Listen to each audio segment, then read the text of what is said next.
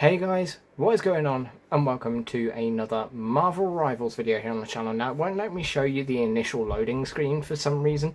It just doesn't seem to like that screen, but we do have a new Press X to Start screen featuring Knull himself, ready for Season 3. And a quick reminder that Season 3 will only be 2 months long. Marvel Rivals seasons are shorter as of now. And today, for Season 3.0, we have Phoenix arriving here in game. So, let's load in, take a look at things that have changed, things that are new. The dynamic loading screen in the background on the Home tab is what you see when you initially log in. So while I couldn't show it you initially, this is roughly what it looks like, but more static rather than dynamic. You'll notice some new tabs across the top there as well. New background when you go to the play mode, which is quite cool to look at. There's new cosmetic accessory points. There you can get accessories. There's all sorts of new things. We have a new pass.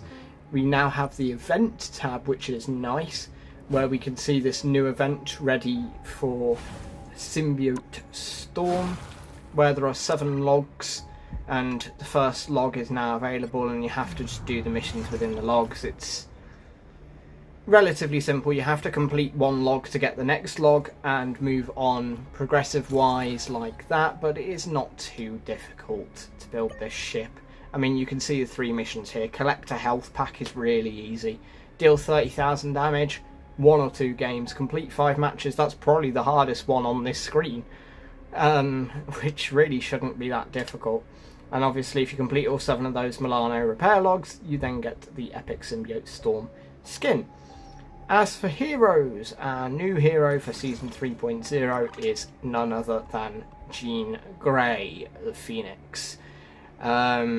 She is now out. She is a duelist. She has some cosmetics, some new lore that you can obviously go through and read. She is a 3-star difficulty, so she shouldn't be too hard to learn, but might take a little bit of practice overall. Some of her cosmetics are actually really cool. She has a legendary skin already called Chaos Phoenix, and genuinely it is stunningly beautiful. So very impressed by that overall. But it gives the same sort of vibes as Wanda, obviously, because of it being chaos magic, but like the way that they infuse the 2 ideas together is really quite cool, I must admit. So we might have a little look at her later on in the video, but there is that. There's new team-ups, obviously new balance changes, new things in the store, including those new accessories that you can purchase with your accessory points that you get from playing games each week. Each week you can get 700, meaning that you can get one of those accessories every 2 weeks. So do be wary of that, I guess. There are the 8 plushies for now, all of them costing $13.50. Obviously we have moods as well, which got brought out last season, so some of you might want to go check out those. And we do have a new comic in the gallery. On top of this, we have a heap of new achievements. In Galacta's Guide, we have the typical of unlock all the gallery cards for this season, but we also have some new bronze ones.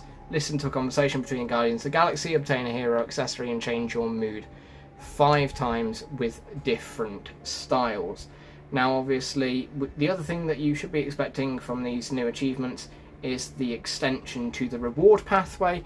So the reward pathway for Galacta's Guide now goes up to 240 points, where you can now get a new spray of symbiote shenanigans, which is, as you can see, Jeff the Landshark. The next new achievements are on Heroic Journey and are to do with Phoenix, and you can now get the Daring Dramatist title at 580 achievement points. Then we have a few new Chronoverse Saga ones, all to do with the new map, Klyntar Celestial Husk. There are 6 in total there, which is to gain control of the 3 different places, witness Knull break free, hatch a phoenix egg, and listen to All Black's voice. For completing all of those, you get 30 more points, and that can then give you 200 units, which, who could hate that? 200 extra units is always nice for your cosmetics. As for the Battle Pass, I did mention it being 2 months this time rather than 3. One thing that is slightly annoying about that is this one is actually a page longer than previous ones, meaning more rewards in less time. So while the missions system has been overhauled slightly, and we'll mention that in a minute, you might have to do a reasonable bit of work to get all the rewards from your pass, including that symbiote squirrel of Squirrel Girl, then various other ones which we will scroll through now, such as Golden Panther, Weapon Phoenix for Wolverine, which is a pretty cool one, I must say, Symbiote Flora for Groot, Phoenix King for Namor. Then you got your first gallery card here, King in White for Adam Warlock, which is quite a nice one, I must admit. Then Symbiote Spider-Man or Black Suit Spider-Man, Phoenix Diamond for Emma Frost. Oh, accidentally went off the tab. Then back onto page 10 with Symbiote Rocket Raccoon, and then page 11, which is the extra page now, we have a symbiote version of Jeff the Land Shark, which I'm sure you'll enjoy that. And then we have the second Abyss Awakens card there. As for missions, so some people have been noting that daily quests were a little bit annoying sometimes because they make you feel like you have to log in, which is why they added weekly missions. Weekly missions have now been improved even further, where they do not reset now each week. You now can just stack them up to the 9 weeks, each week giving you 900 chrono tokens. So these weekly missions are worth just over half of your battle pass. They are significantly easier as well, such as completing 7 missions using vanguards, 7 with strategists, 7 with duelists. You no longer have to play specific characters, making it a lot nicer. You then have your regular challenges, which we're already used to. You're starting off with 6 of them, and they work the same way that they used to. Now, these ones still give 80 chrono tokens, but again, having that new feature of complete 2 matches using duelists rather than specific characters. Then we have the season missions, which last for the full 9 weeks of the season, and every 4 weeks you will be able to do each of these missions 4 times, meaning that this page is worth 3,600 chrono tokens every 4 weeks, meaning that if you do that 3 times in a season, you could potentially do 80% of your battle pass just from these quests, which is where effectively they're making up for the fact that the season is shorter by giving you these quests to give you those bonus points. So, with all that said and done, shall we go check out the new map? So, of course, going into a new match, you will see straight away that everybody is going to be going for duelists, as always, because that's all anyone ever does in this game. No. But unironically, I do like this new login, like pre-game lobby. That's the word I'm looking for. So this is finally a new Klyntar map. So those of you that have obviously, those of you that have played Marvel Rivals in the last 2 seasons, you've already seen Klyntar before. This is not new to you in that sense, but it is a brand new map itself. This is more your sort of domination style, so you do need to try and capture the 3 objectives, one at a time. This one is the Celestial Vault. There are 3 different ones in total, obviously, so we'll try and see if we can see all of them. The ambience and decor in the new map is very similar to the old Klyntar map, so like it's not as groundbreakingly new as Krakoa might have been. Obviously Krakoa had brand new decor, brand new features, everything there was quite new, whereas here in Klyntar, we've been here before. We know what sort of things to look for.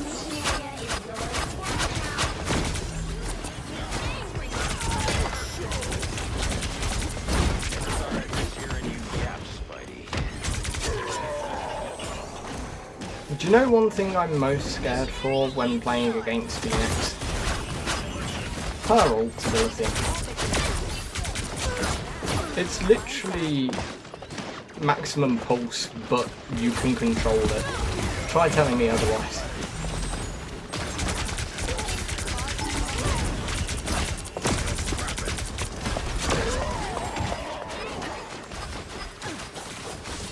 Jesus Christ. Wolverine was already such an annoying character.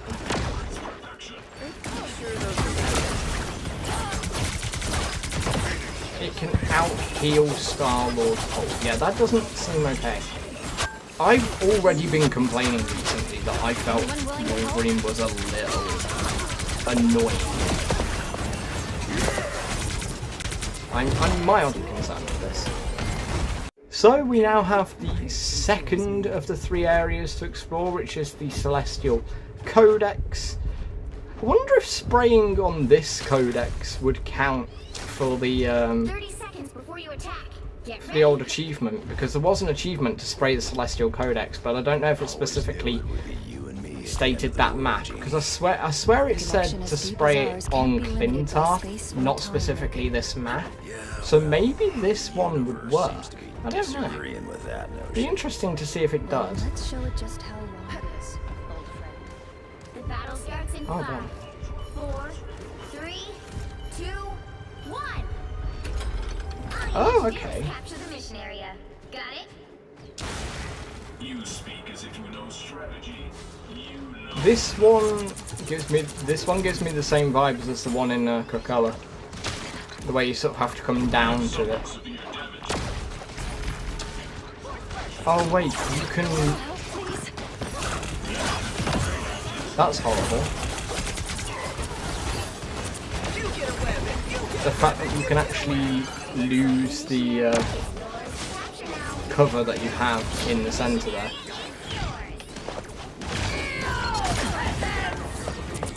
Yeah, Wolverine is incredibly fast. This is gonna be... He's annoying me. Wolverine is annoying me already. He just annoys me anyway, but like, still. Have my revenge for that. I don't think I like these odds. Control lost. He probably will get banned a lot, yeah. Pretty sure those are bad guys.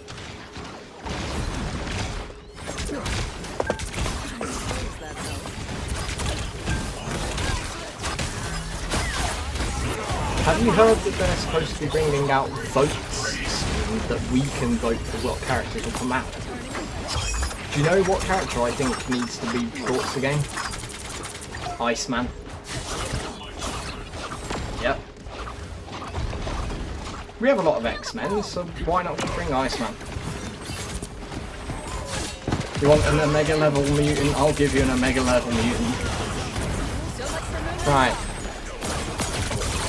Yeah, this the Phoenix is pretty scary, I can't lie.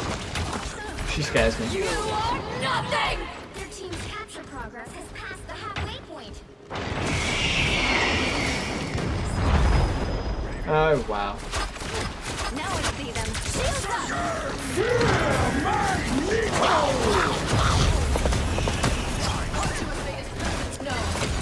I can't kill everyone myself, guys. Please help me. Please send help. No. So folks, we're on to the third and final section, which is the Celestial Hand, which The White Queen always Previous gets what she next. wants, at any What? cost.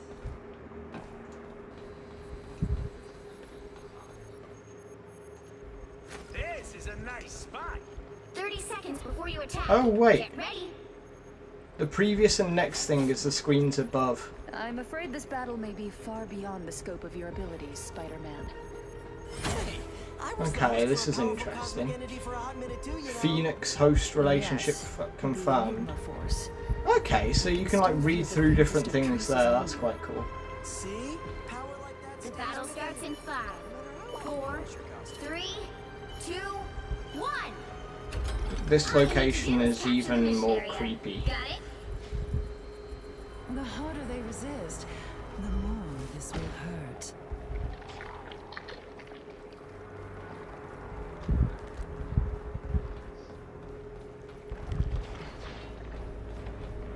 armor patch here. Hey up. Cosmic Flame. Hey, am I seeing this right? This is a capture location that's not a round circle. This one's interesting. Very, very interesting. Well, it would be if I didn't just keep getting obliterated by Wolverine. Yeah, that Phoenix Ultimate ability is so overpowered.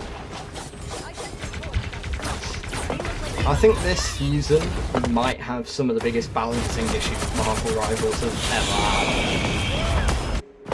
Phoenix's ability basically being able to one-shot anything is insane.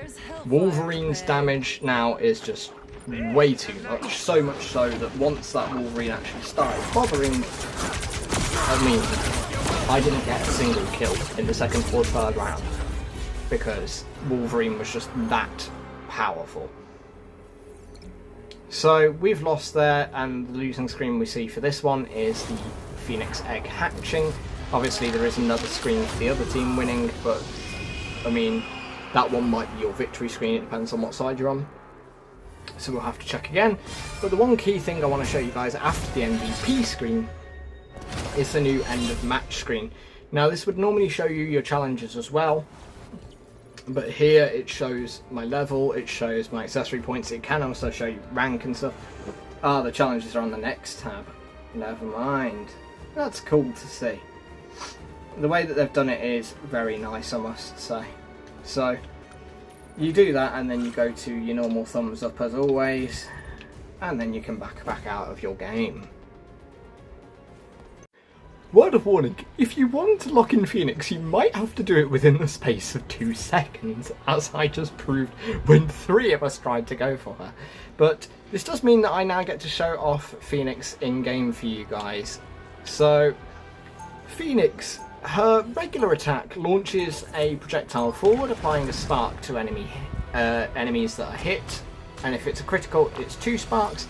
Every 3 sparks triggers a fiery explosion that applies then a spark to enemies around and heals Phoenix, which is kind of insane on its own.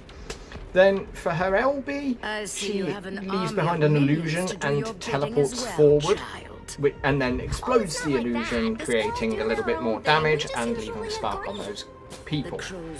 The RB allows her to merge with Phoenix so that you can get free flight and a movement boost, and then the LT, Telekinesis Burst, marks the targeted area with psionic energy followed by a series of fire explosions. So it marks an area, creates a lot of fire explosions, the first one then stuns, the second 2 then slow, and each enemy hit also receives a spark from that, which is honestly an awful lot of different things to think about. So you should be able to deal a lot of damage to people as the Phoenix, which is really good. I mean, she should be quite a high damage dealer, it makes sense with the character herself. She might be quite a good anti-flying character as well, as I'm showing here. She seems to be quite good at countering someone like Human Torch. She also seems to be someone who could be good at taking out dives quite well as well, because she can sort of teleport away, deal a little bit of damage, then do the stunning and slowing. Like, Phoenix should be quite a good counter to a lot of characters that might have been a little bit tricky in the past. So I can see Phoenix having a fairly high usage rate. A little help, please. Annie needs help.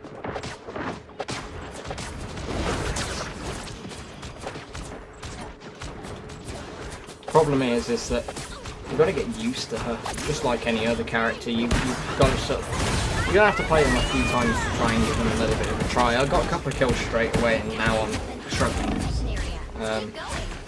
But like, the more you play her, the more you will get used to it. So try and give her a try maybe in the practice grounds as well. Let's go forward a little bit more. I've got my ult ability, so I want to. Oh, I did not think that through.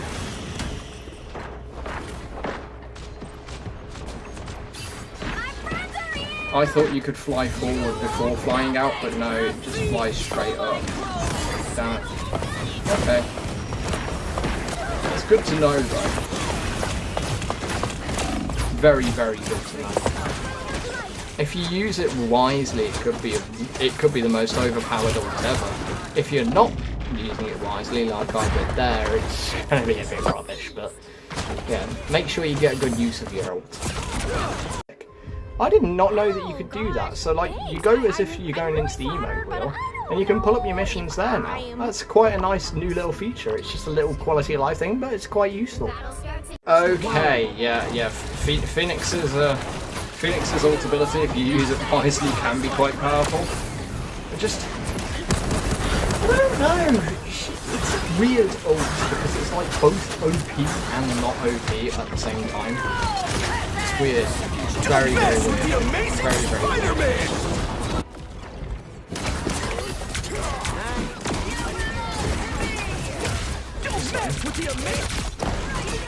Reborn again. There they are. Good times.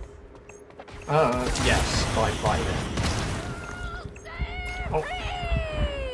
Right. Interesting. Shields up.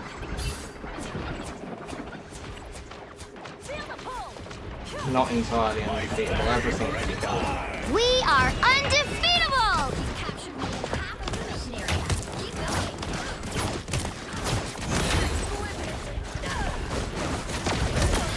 Phoenix vs. Phoenix is an interesting one.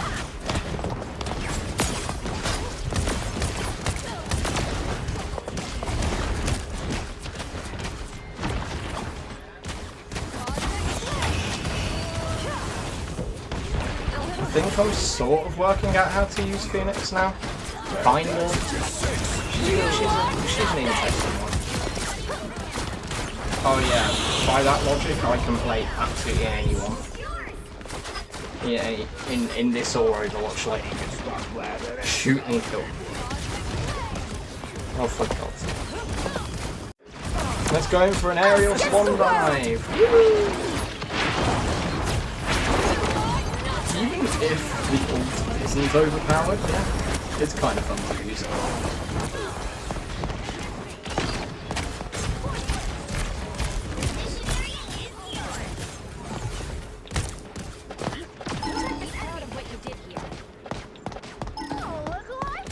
Yeah.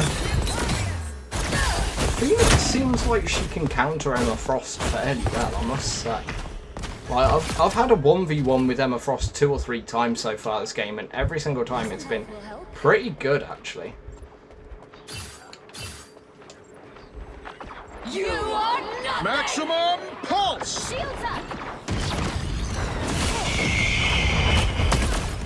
Yeah. I feel like people are going to find Phoenix interesting to play, I must say. Yeah, she's definitely a headshot kind of person, but like, I'm pretty sure 3 headshots kills Iron Man. From what I've just seen. So cold. Rise, my friends! So like,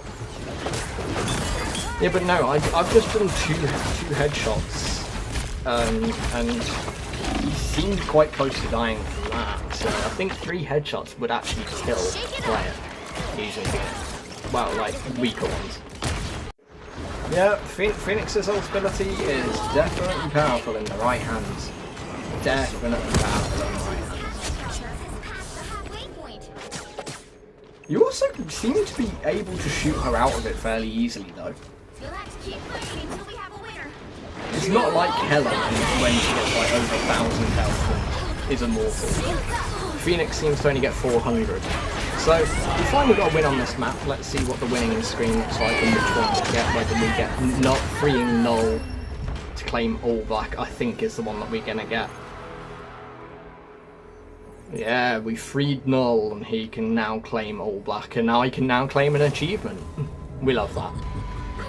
So let's head back, claim our achievements, and enjoy Marvel Rivals Season 3. Well, that's said and done, guys. Head in game, try out Phoenix yourself, try out the new map yourself. I know this was a longer one, but all my Marvel Rivals videos are. I hope you found it informative, enjoyable, and fun to watch as always. See you all in the next one.